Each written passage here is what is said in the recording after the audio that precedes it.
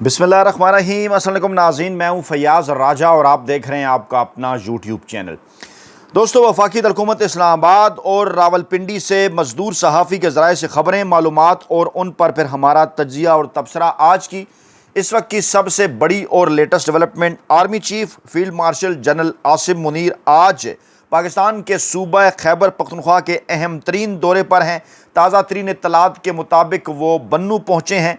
शहबाज शरीफ चुंतखिब वज़ीर आला पाकिस्तान वो भी जनाब बन्नू पहुँच रहे हैं और कहा यह जा रहा है कि पाकिस्तान की जो मौजूदा अस्करी और सियासी क़यादत है वो खैबर पख्तूनख्वा में दहशतगर्दी के ख़िलाफ़ ऑपरेशन के हवाले से चंद अहम तरीन और बड़े फ़ैसले आज करने जा रही है। ये सब कुछ एक ऐसे कॉन्टेक्स्ट के अंदर हो रहा है जब ज़राए ये दावा कर रहे हैं, इस्लामाबाद के बाखबर हल्के ये दावा कर रहे हैं कि army chief general Asim Munir साहब को मौजूदा चुंतखिब हुकूमत यानी शहबाज शरीफ और मरियम नवाज़ साहबा की जानिब से ये पैगाम पहुँचा दिया गया है कि मियाँ नवाज़ शरीफ साहब उनकी एक्सटेंशन के ऊपर राज़ी नहीं हैं, उन्हें एक्सटेंशन नहीं मिलने जा रही। उन्हें उनकी रिटायरमेंट की तारीख़ भी बता दी गई है जो कि नवंबर 2027 है। चंद दिन पहले एक मखसूस अखबार में मखसूस सहाफ़ी के ज़रिए यह ख़बर भी करवाई गई। लेकिन मामला दोस्तों इसके अंदर एक और है।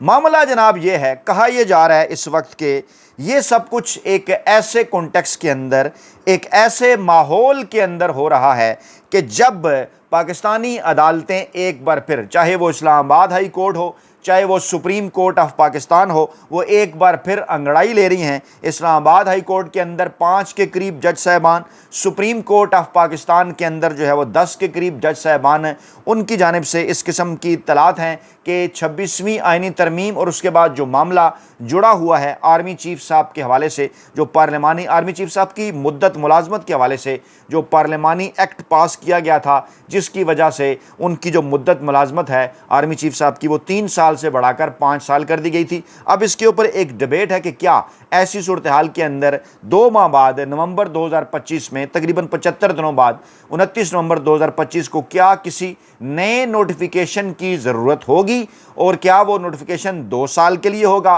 कुछ यार दोस्त इस किस्म की बातें भी कर रहे हैं कि जनाब वो नोटिफिकेशन अगले 5 वर्ष के लिए भी हो सकता है। लेकिन सवाल ये है कि किस तरह, क्यों कर, किस कानून के तहत नवंबर 2025 के बाद वो 5 साल का नोटिफिकेशन जारी किया जा सकता है। क्या नोटिफिकेशन की ज़रूरत भी है या नहीं, 2 साल के लिए भी या 2 साल के लिए जारी किया जाएगा, ये एक डिबेट है। दूसरी जानिब ये भी दावा किया जा रहा है कि पाकिस्तानी इस्टेब्लिशमेंट और ख़ास तौर पर आर्मी चीफ साहब ऐसा क्यों चाहेंगे कि वो नवंबर 2025 में कोई 5 साला नोटिफिकेशन जारी करवा के अपनी मुद्दत जो कि उनके ख्याल के अंदर 2032 तक रहनी चाहिए, उसको वो 2 साल कम कर लें। जी हाँ, ये मामला बड़ा इंपॉर्टेंट है क्योंकि सुहेल वड़ाई साहब का लिखा गया कालम, जिसमें माफ़ी, फरिश्ता, शैतान, इस किस्म की बातों के ऊपर तो बात हुई, लेकिन उसके अंदर जो असल पैगाम था, जो उसका क्रक्स था, वो सबसे सरफ़े नज़र हो गया। किसी ने उसके ऊपर बात ही नहीं की।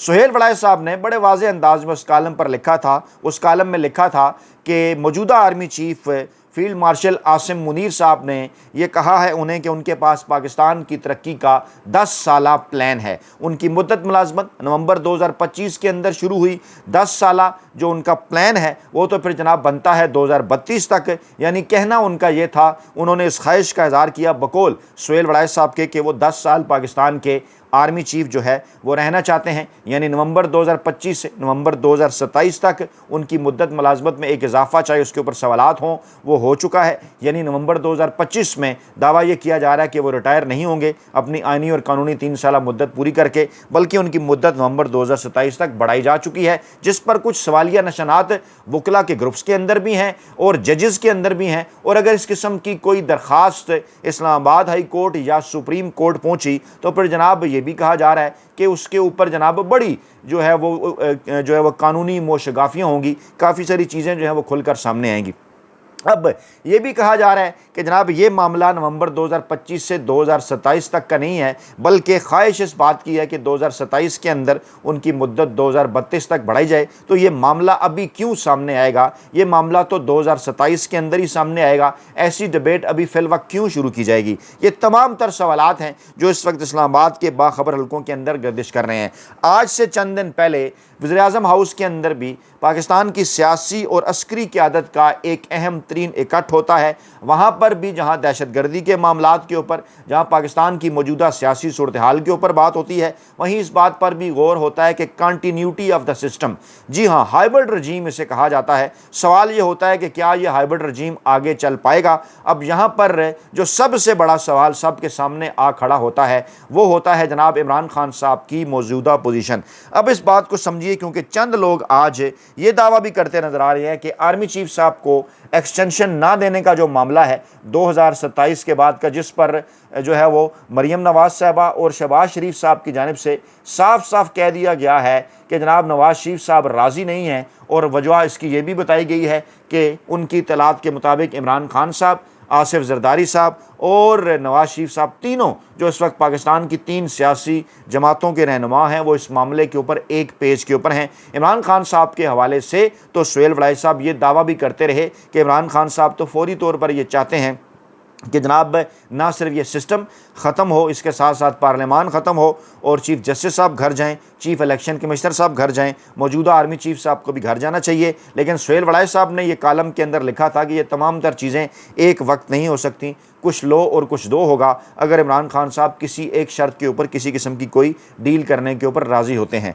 सरेदस्त जो इत्तलात हैं वो यही हैं कि इमरान खान साहब किसी किस्म की कोई डील करने के लिए तैयार नहीं हैं। अगर अब हम तीनों सियासी जमातों का जायज़ा लें, आसिफ जरदारी साहब की पाकिस्तान पीपल्स पार्टी इस वक्त सिर्फ सिंध के चंद अजला तक महदूद एक सियासी जमात बन के रह चुकी है। अंदरून सिंध के शहरी इलाके के अंदर उनका किसी किस्म का कोई असर नहीं।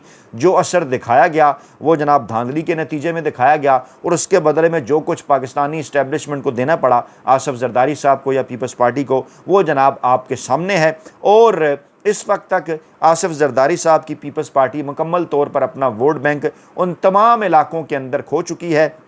पहले पंजाब की तो खैर बात ही ना करें, भुट्टो साहब के दौर गुजर जाने के बाद पंजाब में कभी पीपल्स पार्टी को उस तरह से वोट नहीं मिला।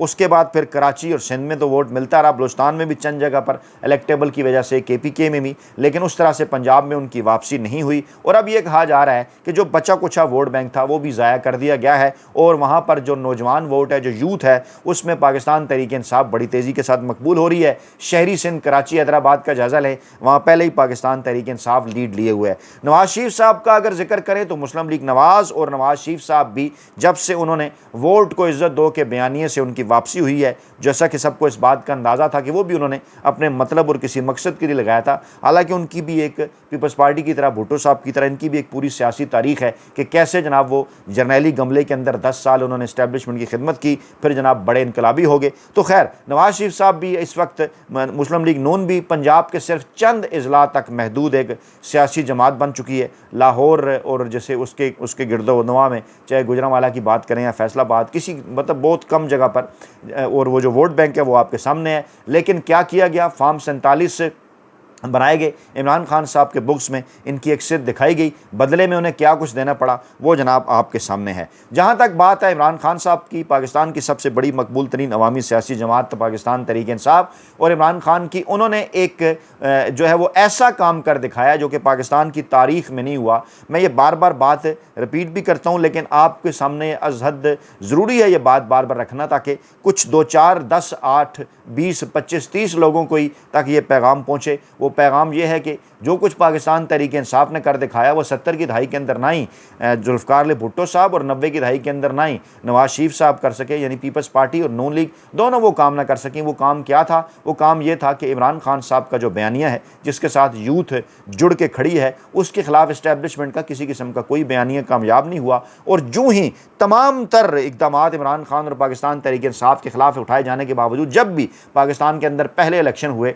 8 फरवरी 2024 के, तो पाकिस्तान तहरीक इंसाफ ने, पाकिस्तान की अवाम ने, पाकिस्तान की नौजवान नस्ल ने कमाल कर दिखाया, जैसा कि पाकिस्तान की इंतखाबी आइनी कानूनी सियासी तारीख में पहले कभी भी मुमकिन नहीं हो सका। अब ये बात इमरान खान साहब और पाकिस्तान तहरीक इंसाफ को तमाम तर चीज़ों से मुमताज़ करती है। इमरान खान साहब खैबर पख्तूनख्वा में अच्छा वोट का बेस जो है वो अपना अच्छा जो है वो वोट बैंक रखते हैं। वहाँ पर बेस कैंप है पाकिस्तान तहरीक इंसाफ का। पंजाब के अंदर जिस तेज़ी के साथ उन्होंने जगह बनाई वो आपके सामने है, और इस वक्त पंजाब में भी मकबूल तरीन अवामी सियासी जमात पाकिस्तान तहरीक इंसाफ है। सिंध और बलूचिस्तान के दूर अफ्तादा ज़िले जो दूर अफ्तादा अजला हैं वहाँ भी पाकिस्तान तहरीक इंसाफ यूथ के अंदर वो जिसे कहते हैं ना कि मुकम्मल तौर पर जो है वो एक इस तरह से जो है वो पहुंच चुकी है कि जनाब जिसे ये कहा जाता है कि शायद अब वहाँ पर पाकिस्तान पीपल्स पार्टी और नून लीग को या किसी और कौम प्रश्नों को मुस्तकबिल में वोट ना मिले। इसके साथ साथ इस्लामाबाद की सूरत हाल तो आपके सामने ही है। कश्मीर और गिलगित बल्तिस्तान में जिस तरह से पाकिस्तान तहरीक इंसाफ ने परफॉर्म किया वो भी आपके सामने है। अच्छा, इस वक्त जब मैं आपके सामने ये वीडियो रख रहा हूँ, स्टैंड स्टिल उसी वही बिल्कुल सेम पोजीशन है। इसी पोजीशन की वजह से, इन्हीं हालात की वजह से, मुल्की बैनुल-अक़वामी इदारों की मुसलसल रिपोर्ट्स की वजह से कि इमरान खान साहब की मकबूलियत ना सिर्फ अपनी जगह कायम है बल्कि इसमें बड़ी तेज़ी के साथ इजाफा हो रहा है। यही बात मजबूर करती है पाकिस्तान के रवायती सियासी माफिया को भी और पीपल्स पार्टी को भी और नून लीग को भी इमरान खान साहब तक बार बार पैगाम पहुँचाने के लिए, उनके साथ मामलात बेहतर करने के लिए।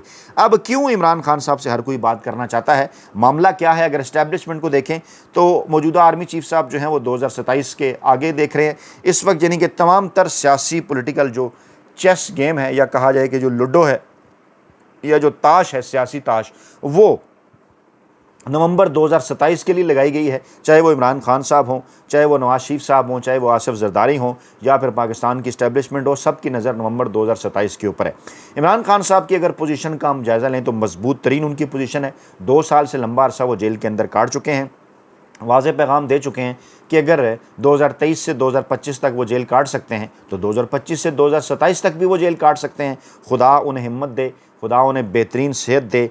और जहाँ तक हिम्मत और सेहत का मामला है जो है वो ये तो रब ताला के हाथ में है, और जहाँ पर दूसरी कोशिशें होती हैं वो भी हम आपके सामने रखते रहते हैं कि कैद तन्हाई, फांसी के लिए कत्ल के मंसूबे, इस किस्म की चीज़ें। कल अक़वाम मुत्तहिदा भी चले गए इमरान खान साहब के दोनों साहबजादे, तो ये चीज़ें पैरेलल चल रही हैं। यानी इमरान खान साहब ये पैगाम दे चुके हैं कि वो जनाब कैद काट चुके हैं, आगे भी वो कैद काटने के लिए तैयार हैं, उन्हें किसी किस्म की कोई परेशानी नहीं है, बशर्ते के यानी बशर्ते ज़िंदगी, अल्लाह ताला उन्हें सेहत और ज़िंदगी दे। जब भी मैं ये बात इसलिए करता हूँ क्योंकि ये नहीं कि ये बात सिर्फ कोई पाकिस्तान तहरीक इंसाफ और इमरान खान की ज़ात के हक़ में है, ये पूरे पाकिस्तान के हक़ में है, पूरे पाकिस्तान की आवाम के हक़ में, हमारे आपके बच्चों के मुस्तकबिल के हक़ में है, आइन जमहूरियत कानून के मुस्तकबिल के हक़ में। डेफिनेटली हमें तमाम तर चीज़ों से बालातर होकर इस बात के मुतल्लिक सोचना है कि जनाब पाकिस्तान आज से 10, 15, 20, 25 साल बाद कहाँ खड़ा होगा। जब पाकिस्तान के क़याम को 100 बरस मुकम्मल हो गए 2047 में, तो पाकिस्तान कहाँ खड़ा होगा जब पाकिस्तान आबादी के लिहाज से दुनिया के 4 बड़े ममालिक में शामिल हो जाएगा। जी हाँ, आज से कोई 10-11 बरस बाद पाकिस्तान जो है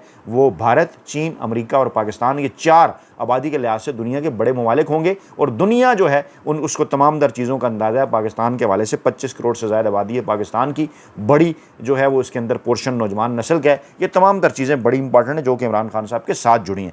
नवाज शरीफ साहब का देखें तो उन्हें इस बात का अंदाज़ा है कि जनाब अगर उन्होंने एक्सटेंशन दे डाली तो जो उनके पल्ले जो 10 सीटों का एक मैंडेट रह गया है ना जो पंजाब के अंदर, शायद वो भी उनके पास बाकी ना बचे। इसलिए उनकी भी पूरी कोशिश है कि जनाब इमरान खान साहब से मामलात बेहतर करें और ये पैगाम पहुँचाएँ कि जनाब आप हमारे साथ बैठें। हम आर्मी चीफ साहब को नवंबर 2027 के बाद की एक्सटेंशन नहीं दे रहे, आप हमारे साथ बैठें 2028 के अंदर इलेक्शन कराने हैं और जैसे जो कुछ इससे पहले तब्दीलियाँ लानी है चीफ इलेक्शन कमिश्नर की, चीफ जस्टिस साहब की, आर्मी चीफ साहब की, वो बैठ कर तय करते हैं। उसके बाद 2028 में साफ शफाफ इलेक्शन की तरफ जाते हैं। आसिफ जरदारी साहब को देखें तो उनके पास भी खोने को मजीद कुछ नहीं रहा। अगरचे बिलावल और मरियम बराह रास्त राब्ते में है पाकिस्तानी इस्टेब्लिशमेंट के, लेकिन आसिफ जरदारी और नवाज शरीफ साहब की इस वक्त कुछ और सोच है। इत्तलात ताज़ा तरीन यही है कि अब आसिफ जरदारी साहब भी उस तरह से एक्सटेंशन देने के मूड में नज़र नहीं आ रहे। वो भी पैगाम भिजवा रहे हैं इमरान खान साहब को कि अगर आप इस मामले के ऊपर हमारे साथ बैठें तो अर्ली इलेक्शन की तरफ भी जाया जा सकता है। इस्टेब्लिशमेंट भी बार बार पैगाम पहुँचा रही है, उन्हें भी इस बात का अंदाज़ा है कि जनाब अगर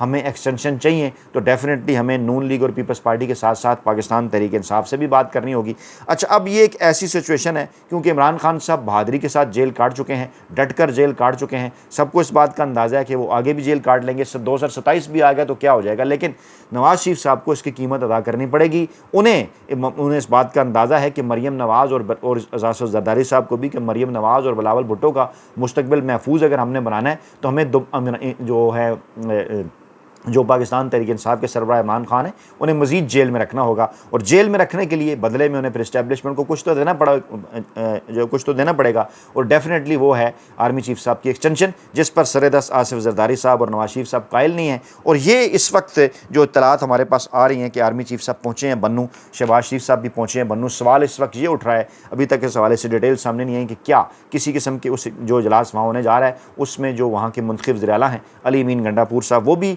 KPK के अवाम के फ़ैसलों के हवाले से किसी कोई क्या वो वहाँ पर जो है वो शिरकत कर रहे हैं मीटिंग्स के अंदर, उनका क्या फ़ैसला होगा, इमरान खान साहब ने उन्हें क्या पैगाम दिया है। गंडापुर साहब को अपने पिछले तीनों पैगामात के अंदर, ट्वीट्स के अंदर उन्होंने कहा है कि आपने जनाब वहाँ पर ऑपरेशन नहीं होने देना, अवाम के साथ खड़े होना है और वहाँ पर जो भी चीज़ें हैं वो मुज़ाकरात के ज़रिए आगे बढ़नी है। अब ये तमाम तर सूरत हाल जनाब इंतहाई दिलचस्प है, मामलात आगे बढ़ रहे हैं। और आज की ये जो बड़ी डेवलपमेंट है, ये जो बड़ी बैठक है सियासी और असली क़यादत की, यकीनी तौर पर इसके बड़े आउटकम सामने आएंगे। अपना बहुत ख्याल रखिएगा, दुआओं में याद रखिएगा। नई वीडियो के साथ जल्द हाजिर होंगे। अल्लाह ने के बाद।